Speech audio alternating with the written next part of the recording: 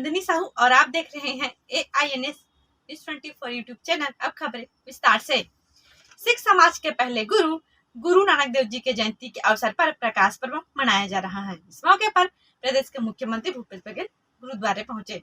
वहां मुख्यमंत्री का सिख समुदाय द्वारा सम्मान किया गया। गुरु नानक देव जी की जयंती के अवसर पर सभी गुरुद्वारों में प्रकाश पर्व मनाया गया। इस मौके पर छत्तीसगढ़ के मुख्यमंत्री भूपेश बघेल ने राजधानी के पंडरी स्थित गुरुद्वारे में मत्था टेका और प्रदेशवासियों को प्रकाश पर्व की बधाई दी। गुरुद्वारा कमेटी द्वारा इस मौके पर मुख्यमंत्री का सम्मान भी किया गया। गुरु नानक देव जी ने मानव सेवा की जो उत्कृष्ट पैमाना तय किया, आज सिख समाज उस रास्ते पर चलते हुए सेवा को सबसे प्रमुख आधार माना और जब मानवता संकट में जब भी आया है, सिख समाज सबसे आगे बढ़कर उन्होंने सेवाएं दी और ऐसे गुरु नानक देव जी के प्रकाश पर्व पर सभी को बधाई और शुभकामना देता हूँ। साथ ही हमारी छत्तीसगढ़ में कबीर चबूतरा से लेकर देश में नोटबंदी लागू हुए 6 साल बीत चुके हैं। अखिल भारतीय कांग्रेस कमेटी ने नोटबंदी की 6वीं बरसी बताते हुए देश की अर्थव्यवस्था बिगड़ने का आरोप लगाया। कांग्रेस के गौरव वल्लभ ने कहा कि प्रधानमंत्री नोटबंदी के निर्णय पर श्वेत पत्र जारी करे, वरना देश की जनता से माफी मांगे। आज से 6 साल पूर्व देश में नोटबंदी की घोषणा की गई थी, जिसे लेकर कांग्रेस ने 6वीं बरसी बताते हुए देश की अर्थव्यवस्था बिगड़ने का आरोप लगाया। अखिल भारतीय कांग्रेस कमेटी के प्रोफेसर गौरव वल्लभ ने कहा कि प्रधानमंत्री नोटबंदी के निर्णय पर श्वेत पत्र जारी करें या फिर देश से माफी मांगें। लोगों की नौकरियां गई है, लोग सड़क पर आ गए। मित्रों नाम से ऐसा लगता है जिससे कोई मतलब एक शरीर में एकदम घबराहट के मारे आदमी खड़ा हो जाता है मित्रों नाम सुनते ही। आज उस निर्णय का कोई आप बात करने वाला नहीं। हमें कोड़े नहीं मारने मोदी जी। हमारी पहली मांग है we want a white paper. हम एक श्वेत पत्र की मांग करते हैं जिसमें पिछले 6 साल में नोटबंदी ने क्या पाया और क्या खोया। आप अपने इस निर्णय के लिए क्या देश से माफी मांगेंगे मोदी जी? आइए आज रात को 8 बजे मन की बात कीजिए और या तो इसकी उपलब्धियां बताइए या देश से माफी मांगिए। छत्तीसगढ़ के मुख्यमंत्री भूपेश बघेल ने प्रदेश के गन्ना उत्पादक कृषकों को प्रोत्साहन राशि का वितरण किया। इसके साथ ही मुख्यमंत्री ने गोधन योजना की 55वीं किस्त जारी की। छत्तीसगढ़ के मुख्यमंत्री भूपेश बघेल ने प्रदेश के गन्ना उत्पादक कृषकों को प्रोत्साहन राशि का वितरण किया। ऑनलाइन किए गए इस राशि वितरण के साथ गोधन न्याय योजना की 55वीं किस्त भी किसानों को जारी की गई। इस दौरान मुख्यमंत्री भूपेश बघेल ने 68 करोड़ 90 लाख रुपए की राशि गन्ना उत्पादक कृषकों को ऑनलाइन अंतरण किया। साथ ही गोधन न्याय योजना की 4 करोड़ 69 लाख रुपए की राशि का अंतरण किया गया। छत्तीसगढ़ के किरंदुल में स्थित NMDC प्रबंधन और प्रशासन के द्वारा लगाई गई जनसुनवाई का विरोध ग्रामीणों ने किया। इस दौरान ग्रामीणों ने आरोप लगाया कि NMDC द्वारा मिलने वाले DMF और TSR फंड की राशि के बावजूद ग्रामीणों और गाँव का विकास नहीं हो रहा है। छत्तीसगढ़ के किरंदुल में NMDC प्रबंधन और प्रशासन द्वारा लगाई गई जन सुनवाई का ग्रामीणों ने बहिष्कार कर दिया। इस दौरान जन सुनवाई कार्यक्रम की सारी कुर्सियां खाली पड़ी रहीं। ग्रामीणों का आरोप है कि NMDC प्रबंधन और प्रशासन की मिलीभगत से 56 गांवों में विकास कार्य ठप हैं। ग्रामीणों ने कहा कि NMDC प्रबंधन DMF और DSR मद के रूप में करोड़ों रुपए प्रशासन को देती है, लेकिन वह रुपया ग्रामीणों और गांवों के विकास पर खर्च ही नहीं किया जाता। हम लोग सिर्फ सरकार और फिर उसके बाद NMDC से हमारा एक ही सवाल है कि पिछले 60 वर्षों से यहाँ पे NMDC खनन कर रही है, जो कि यहाँ से एशिया का सबसे शुद्ध आयरन और पाया जाता है। मतलब आप समझ सकते हैं कि यहाँ ये जो धरती है यानी सोने की धरती है। हम इस सोने की धरती में रहते हैं। यहाँ से 60 वर्षों से सरकार लोहा का दोहन कर रही है, वो भी विदेशों में।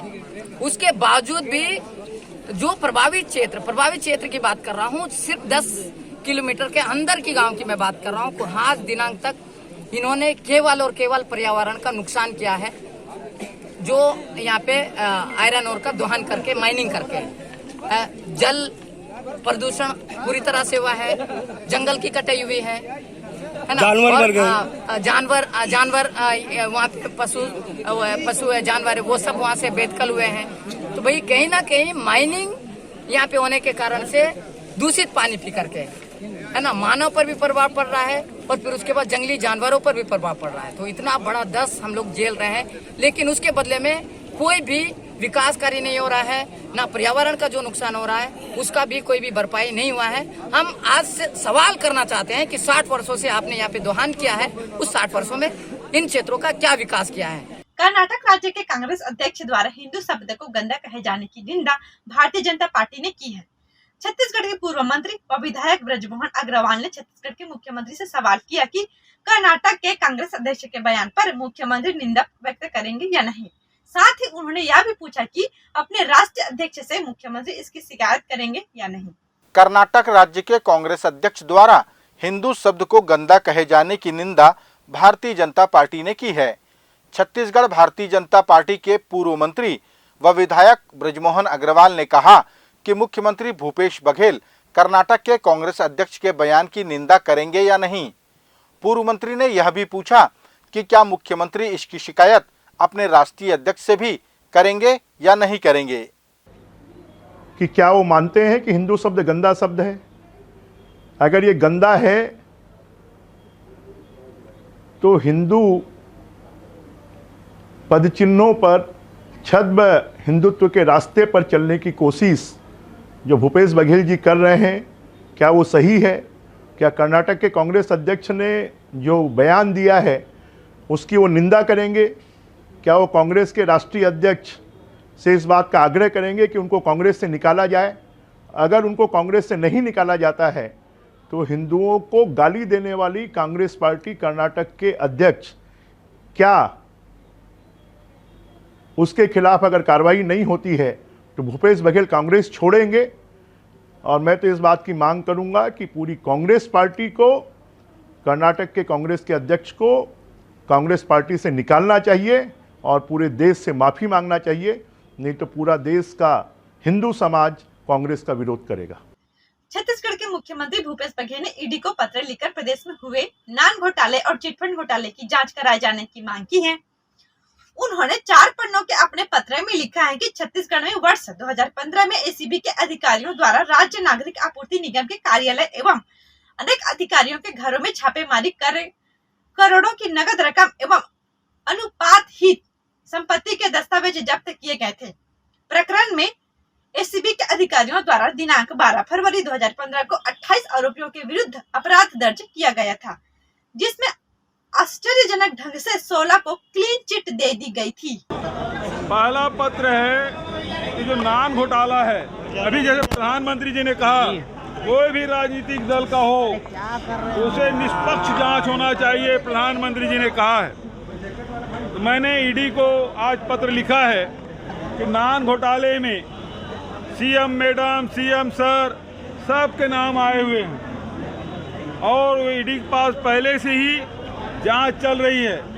उस समय जो जांच अधिकारी है आपके सामने, मीडिया के सामने आके उन्होंने कहा था कि पैसा उस डोमेन में गया है जहां हम जा नहीं सकते, उसकी जांच नहीं कर सकते।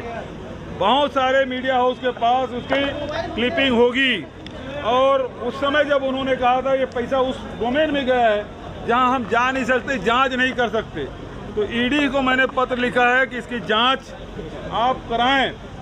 दूसरी बात यह है कि जो चीट फंड कंपनी है जिसमें रोजगार मेला आयोजित किया गया था और उसके माध्यम से बहुत सारे जो निवेशक हैं उसको एजेंट के नियुक्ति पत्र दिया गया था, जो सत्ताधारी और संवैधानिक पदों में बैठे थे उनके द्वारा वितरित किया गया था और लगभग 6,500 करोड़ का ये घोटाला है और जिसका निवेश दूसरे जगह किया गया है, मनी लॉन्ड्रिंग की गई है।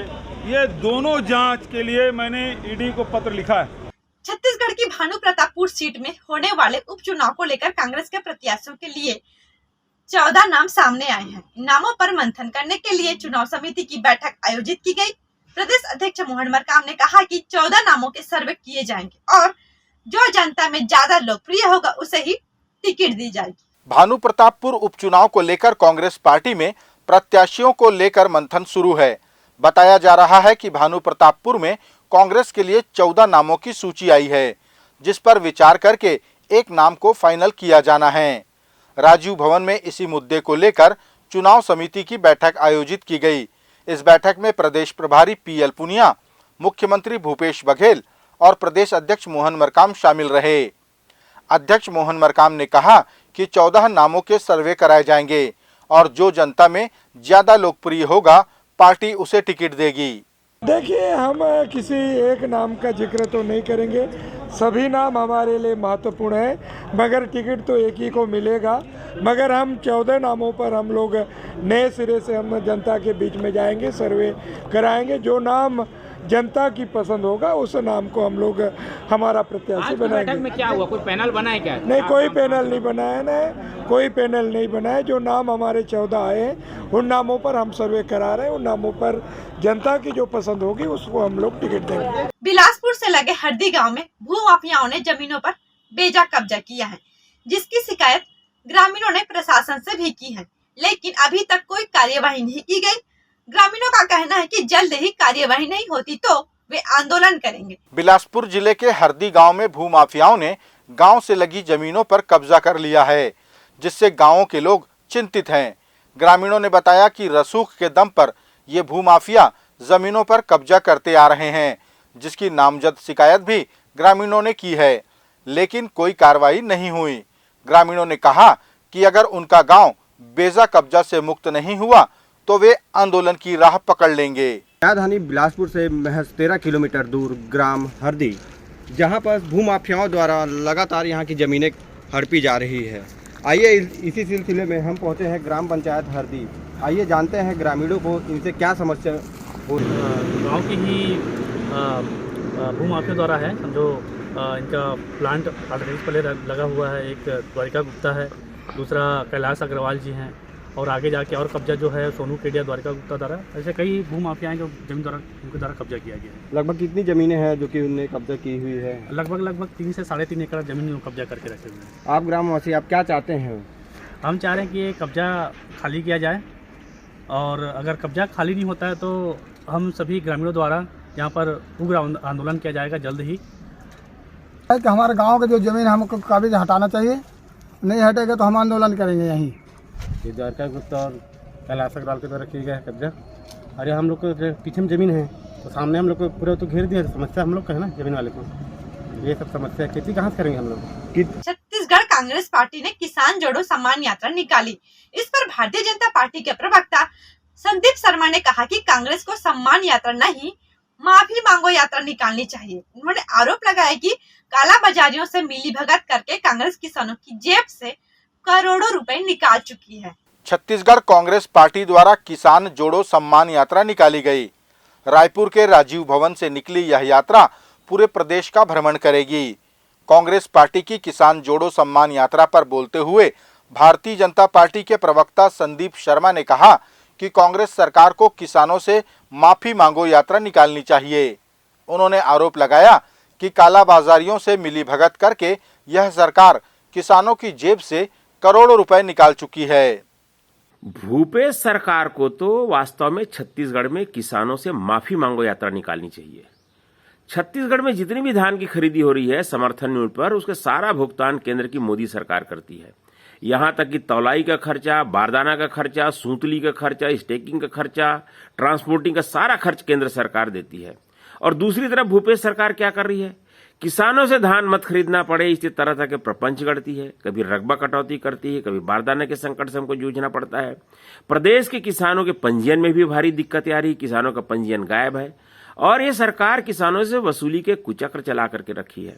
उसके तहत इन्होंने नकली डीएपी खाद को ला करके किसानों को यहाँ पर प्रति एकड़ 1000 रुपये उनको देना पड़ा, उसको गोबर खाद है बोल करके। अभी हाल में पूरे प्रदेश में किसानों को खाद की कालाबाजारी से जूझना पड़ा है। पूर्ववर्ती सरकार में कभी कालाबाजारी हमको झेलना नहीं पड़ा, लेकिन इस सरकार की मिली भगत के कारण जो वसूली का चक्र किसानों से चल रहा है, लगभग 700 करोड़ रुपए तो इन्होंने खाद में वसूल लिए और हजारों करोड़ रुपए किसानों को खाद की कालाबाजारी में देना पड़ा। ये थे आज के प्रमुख समाचार। आप देख रहे थे AIN News 24 यूट्यूब चैनल।